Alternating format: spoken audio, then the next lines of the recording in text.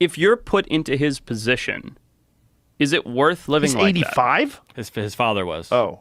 Father 85. I just looked at that really quick. I'm like, God damn, he looks great. Maybe that's how we're supposed to live. Yeah, rat head was his favorite. Rat head. Dude, well, who doesn't like a favorite good rat head? Why is his haircut so good? That's a good question. This is bullshit. I think this is after they found him and they took him back to take pictures and show. He was probably fuck showing them what off. he was doing the whole They've time. redressed him. This is You see, horseshit. look right here. Yeah, they redressed him. After They 3 redressed years. him in rags. Yeah, what he looked like for when the they found him. photos. That's what he looked like That's when a little they found better. him? Yeah, that looks like a guy living in the woods. Wow. Rat head. He was eating rat heads.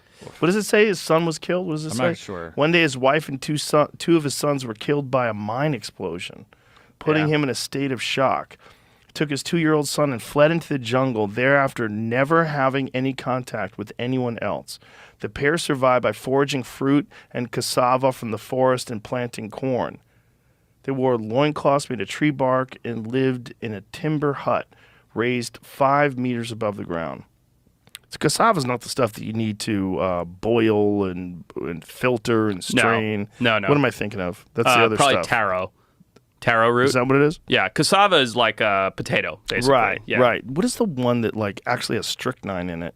It's very common in the jungle of Central America and South America. I think taro is what you're referring to because it's very starchy and basically inedible until you boil it down. Is that what it is? I think so.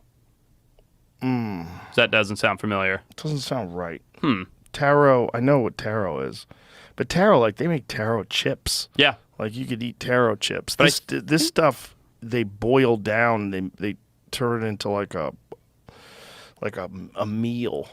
Oh, I'm not sure. Like smash it and do all kinds I thought it was cassava.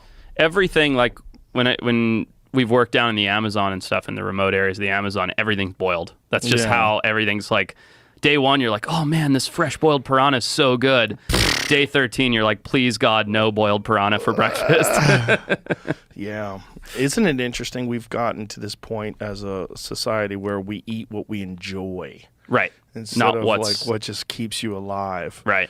I was with Steve Ranella once, and he caught a beaver, and we cooked the beaver.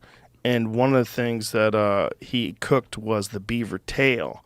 And he said that it was a staple amongst trappers. Okay. That they really like beaver tail because it was a good concentration of fat. It was a great source I of imagine fat. it's just a big